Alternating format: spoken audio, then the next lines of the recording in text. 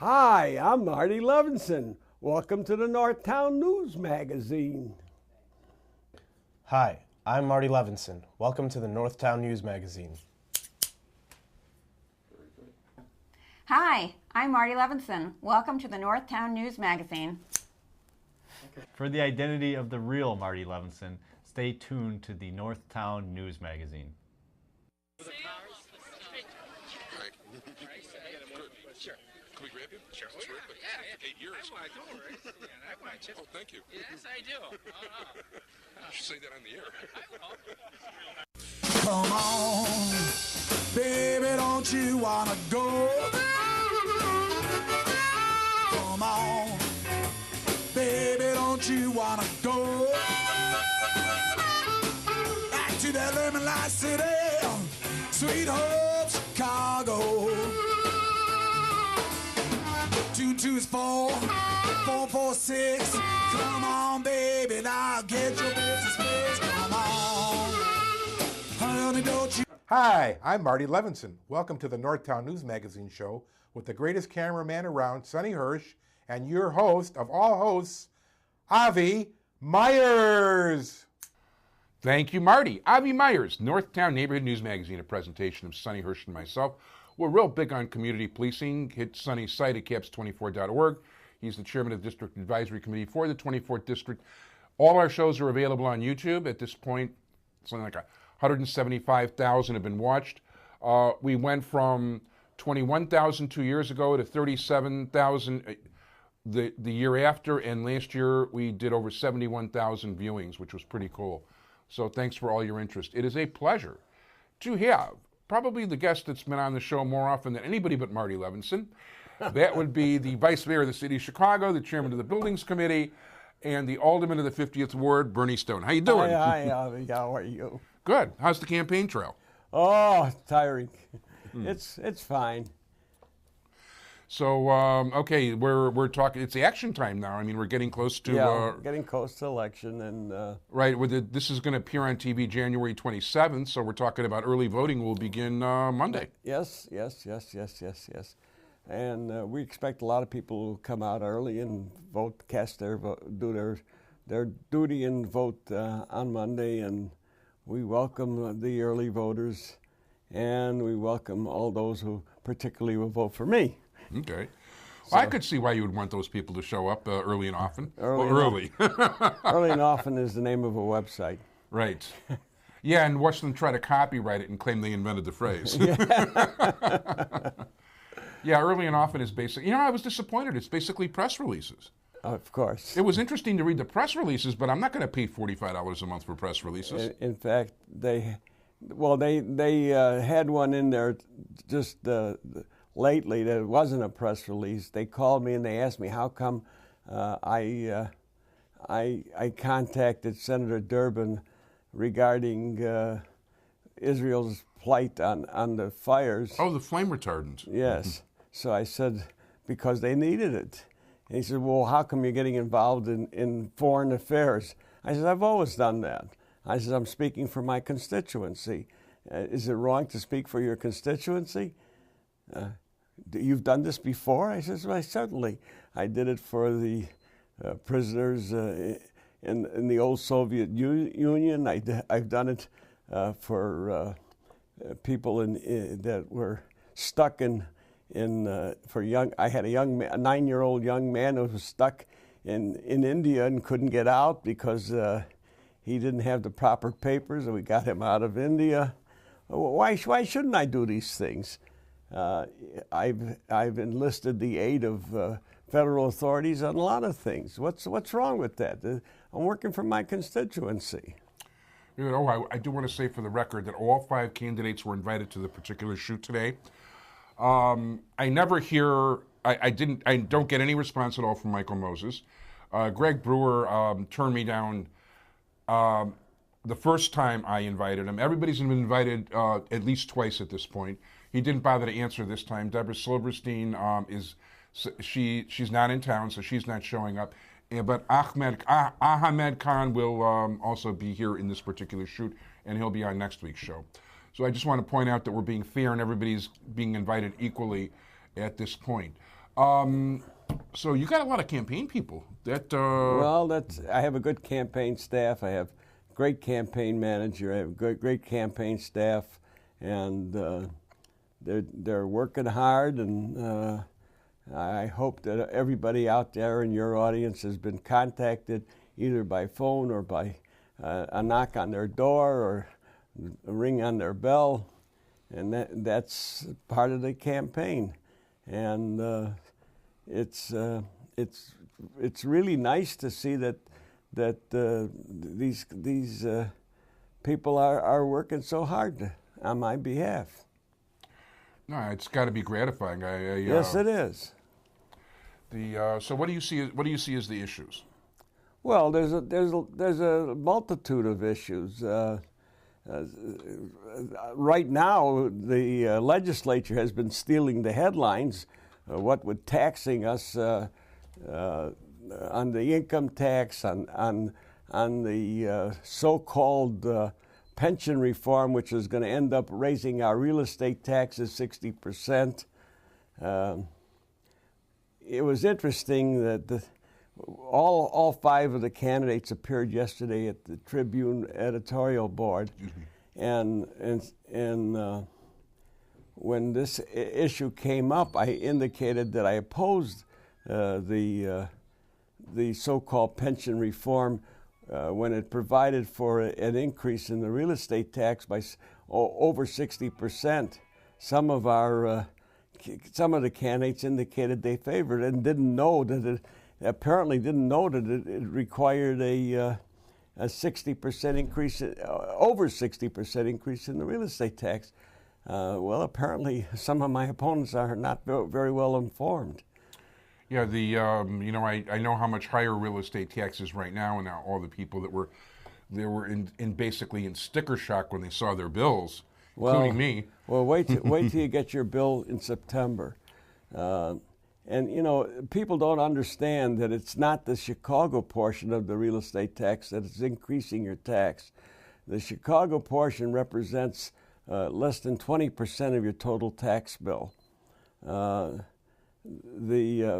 major portion of your tax bill actually is for the schools, and that's about between the public schools and the colleges, city colleges. It represents almost 50% of your total tax bill, and that's the heavy portion of your taxes. But the city of Chicago is less than 20%. Some of the interesting questions that are posed to my opponents, and my opponents seem to indicate, they don't indicate that what they're going to do so much as that they can do it better than I do it. Whereas I propose actual things that I'm doing and that I intend to do, they just say they'll do it better than me. Well, if you're gonna make proposals, do and you're gonna answer issues, do it in a fundamental way and say exactly what you intend to do. Don't do it in just say, well, I can do it better. But when we talk about, for instance, services, when somebody says to me, city services are bad, there's potholes, there's things of this nature, my answer is yes, that's absolutely true. There's no question that city services have fallen off, and I admit it. You can only do what you can do with what you got, and there's no question that as a result of the economic times that we have less people working, and as a result, the work is not being done as well as it was done in the past, and there's not as many people working on the job. You can't do more with less, and as much as I would like to see it being done, it's just not being done. Every mayoral candidate promises what he's going to do too. I wish they understood that you can only do so much with what you have. every city in this country is in trouble. Every state in this country is to a certain extent in trouble. That's why the state of Illinois should not have passed that income tax increase, because the one way that you can improve your state is not by increasing your taxes and chasing jobs away, but decreasing your taxes and bringing more jobs to your state, increasing and trying to attract new business to the state. The state legislature, by increasing the corporate tax and increasing the personal tax, is chasing potential jobs away from the state, and is going to make this state really a ghost state. Where our job is to attract as many jobs as we can to try and stimulate the economy. We're chasing people away. Indiana and Wisconsin, they should be sending flowers to our state legislature and thanking them for what they did in increasing the income tax. I was totally opposed to it. I held a press conference. I was the first official that came out absolutely opposed to it, and I'm still absolutely opposed. They say, well, we have so many billions of dollars of debt. We got to pay our bills. If you want to pay your bills, stimulate your economy and make your state some place where people will want to come and businesses will want to come and stimulate your economy. Don't chase people away. The states that are in trouble are the states that increase their taxes.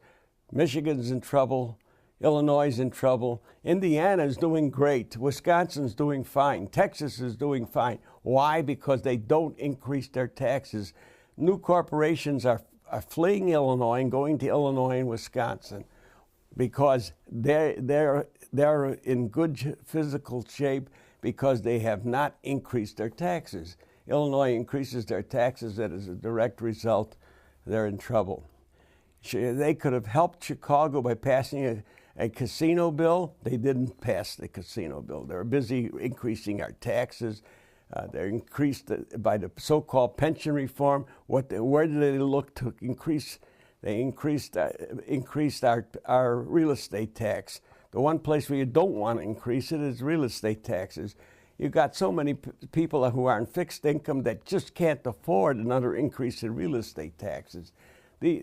Every time they look at a problem, they pick the wrong tax at the wrong time against the wrong people. And that's the problem. Yeah, that's something, as a matter of fact, during the county race, that's something we went through quite a bit on the show, where people are just leaving. People are leaving the state. People leave the city, people leave the county, people leave the state. And then you can hold all the job fairs you want. If you haven't got a good